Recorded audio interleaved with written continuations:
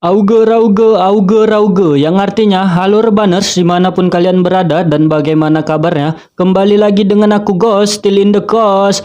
Kali ini aku akan mengalur film yang mengisahkan seorang pengacara dengan julukan mulut besar yang tak sengaja terlibat dalam kasus pembunuhan yang mengubahnya menjadi penipu jenius.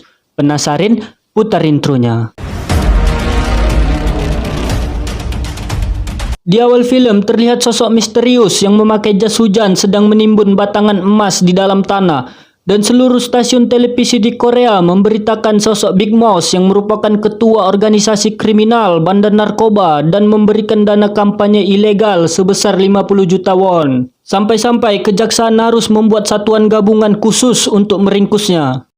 Di suatu tempat menunjukkan sosok pemeran utama di film ini yang bernama Park Chang-ho, kita sebut saja Chang-ho, yang ingin makan malam bersama istrinya bernama Go Mi-ho, kita sebut saja Mi-ho. Dan ayah mertuanya Chang-ho bernama Go Ki-kwang, kita sebut saja ayah mertua. Mereka pun makan malam bersama di sebuah restoran mewah untuk merayakan hari jadi pernikahan Chang-ho dan sang istri. Bukannya merasa bahagia, Mi-ho malah membahas utang mereka yang sebesar 250 juta won dan akan terus bertambah seiring berjalannya waktu. Chang-ho pun tergesa-gesa meninggalkan ayah mertua dan istrinya karena harus menemui jaksa untuk membahas kasus yang ditangani Chang-ho. Ketika ingin menuju keluar, seorang pelayan memberikan minuman kepada Chang-ho. Karena Chang-ho buru-buru, dia pun meminumnya di mobil. Akan tetapi, setelah meminumnya, Chang-ho pun merasa pusing, mata kunang-kunang sehingga terjadi kecelakaan.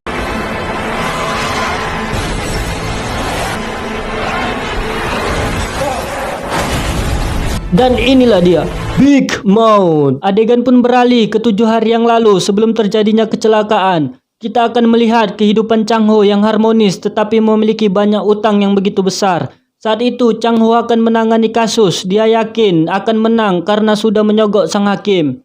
Kini pun dia harus menelan pil pahit setelah kalah di persidangan dan juga harus kehilangan semua uangnya karena menyogok hakim. Begitupun uang para warga yang terlibat.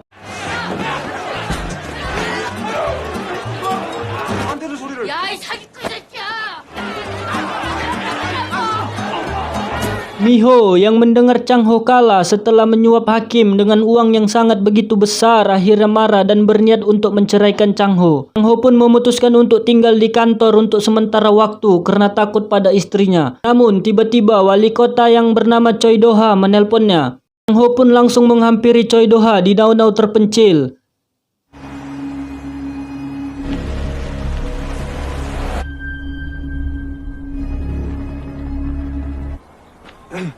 Ternyata Choi Do-ha ingin Chang-ho menangani kasus pembunuhan Universitas Guseon yang dilakukan oleh ketiga temannya kepada seseorang dokter yang bekerja di rumah sakit Guseon yang bernama Profesor Seo. Namun Choi Do-ha bukan ingin menyelamatkan temannya, dia malah menyuruh Chang-ho untuk menyelidiki barang bukti rekaman dashboard mobil yang hilang. Dan Choi Do-ha pun ingin menyingkirkan ketiga temannya dengan cara menemukan bukti rekaman dashboard yang hilang. Karena selama ini ketiga temannya mengganggu kebijakan-kebijakannya sebagai wali kota. Awalnya Chang-ho tidak ingin menerima kasus ini, akan tetapi setelah melihat uang yang begitu banyak dan dijanjikan menjadi pengacara yang terkenal seperti Hotman Paris, Chang-ho pun menerima kasus tersebut. 옛날 포럼 아시죠? 나이를 느낀 매력적인 것 같은데. Keesokan harinya, Chang-ho langsung ke penjara untuk menemui kliennya. 선생님, 여기가 여기 지금 면회 뭐 하는 거야? Han Ji-ho merupakan dokter bedah, kita panggil saja Han, dan Jung Chae-bong, putra pemilik rumah sakit Guseon. Mereka bertiga adalah tersangka pembunuhan Profesor Seo yang bekerja di rumah sakit Guseon. Chang-ho menemui mereka untuk mencari petunjuk atas pembunuhan Profesor Seo. Chang-ho pun membuang perekam suara yang berbentuk botol minuman ke tempat sampah untuk mendengarkan percakapan mereka. Akhirnya Chang-ho mengetahui bahwa rekaman video dashboard tersebut disimpan oleh istrinya, Dr. Han, bukan hilang seperti yang diberitakan. 빼고 네 와이프밖에 모르잖아. 네 와이프 변심한 거 아니야? 뺨만 먹으면 우리만 등신대서 죽는 거 몰라? 블랙박스 한 박스 와이프가 가지고 있습니다. Scene pun berpindah, Choi Do-han dan Chang Ho mendatangi istrinya Dr. Han yang bernama Hye Jin yang baru saja selesai melakukan syuting. Tiba-tiba terdengar suara teriakan Hye Jin yang meminta tolong dari ruang ganti. Sontak Chang Ho pun langsung datang dan berusaha membukakan pintu. Setelah dibuka, Chang Ho pun melihat seseorang yang menggunakan pakaian serba hitam lari dari tempat tersebut. Ketika kondisi sudah tenang, Chang Ho pun langsung menanyakan di mana video rekaman dashboard yang Hye Jin simpan. Hye Jin sempat mengelak, namun dengan adanya bukti rekaman suara Dr. Han, Hye Jin pun mau memberitahukan di mana letak barang bukti tersebut. Sebelum mereka mengambil barang bukti, Chang Ho menanyakan siapa lagi yang terlibat dari rekaman percakapan Dr. Han. Hye Jin yang tidak bisa berbelit lagi pun langsung mengungkapkan satu nama lagi yang bernama Gong Ji-hoon. Ternyata 3 tersangka tadi adalah kaki tangannya Gong Ji-hoon. 움직이는 사람들입니다. 피해자들이 다 봉지훈 수첩처럼 움직여. Yang diketahui Profesor Seo memang tidak akur dengan Gong Ji-hoon. Scene pun berpindah, Chang Ho dan Hye Jin mengambil barang bukti. Chang Ho pun berjanji Hye Jin tidak akan terseret dalam kasus ini dan menyuruhnya untuk bersembunyi sementara waktu. Akan tetapi, Hye Jin memperingatkan Chang Ho untuk berhati-hati dengan kasus yang ia sedang tangani. 가족한테 큰 불행이 될지도 모르니까. 이 사건 맡은 거 Setelahnya, Chang Ho pun melihat isi rekaman video dashboard. Dan ternyata memang benar ketiga tersangka tadi adalah pembunuh Profesor Seo. Mereka membunuh Profesor Seo hanya karena sebuah makalah. Tidak diketahui apa isi makalah tersebut sampai-sampai mereka nekat untuk membunuh Profesor Seo.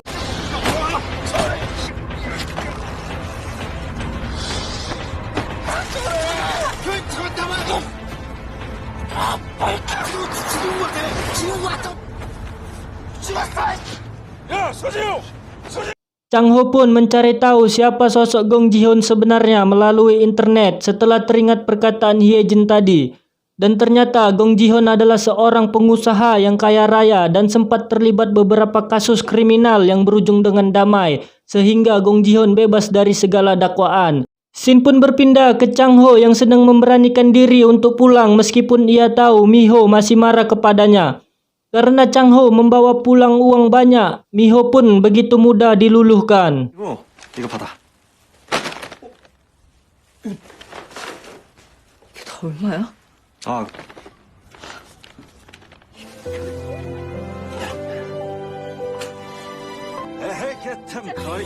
Keesokan harinya terlihat Chang Ho yang sedang menuju ke Villa Gong Ji-hoon. Ternyata Chang Ho berniat untuk menjual barang bukti tersebut kepada Gong Ji-hoon untuk menambah pundi-pundi uangnya. Namun di luar ekspektasi, Gong Ji-hoon tidak gentar dengan ancaman barang bukti tersebut dan malah mengancam balik Chang Ho. 저한테 사가세요. 30억. 30억? 어떻게 다치나? Dalam perjalanan pulang, tiba-tiba Chang Ho ditelepon oleh wali kota Choi untuk menanyakan barang bukti itu. Akan tetapi, Chang Ho mengatakan akan langsung memberikannya kepada hakim jaksa. Mendengar hal itu, wali kota Choi terlihat khawatir. Scene pun kembali seperti di awal film tadi. 이런 데는 겁나 비싼. 서재용 살인 사건.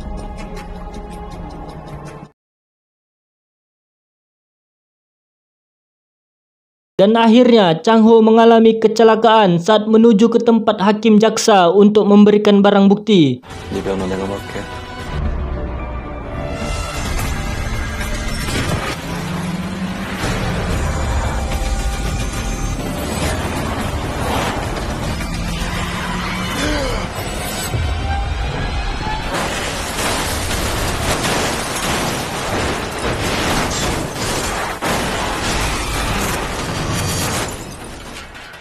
Alhamdulillah, Chang Ho masih bisa sadar dan mengatakan, "Yang jelas aku tidak mati, tapi saat siuman aku akan menjadi orang yang sangat berbeda." 우리 미호가 어디서 성을 받는다고 했거든. 네, 눈을 뜬 쌍역 같은. Tamat, ending yang sangat memplot twistkan.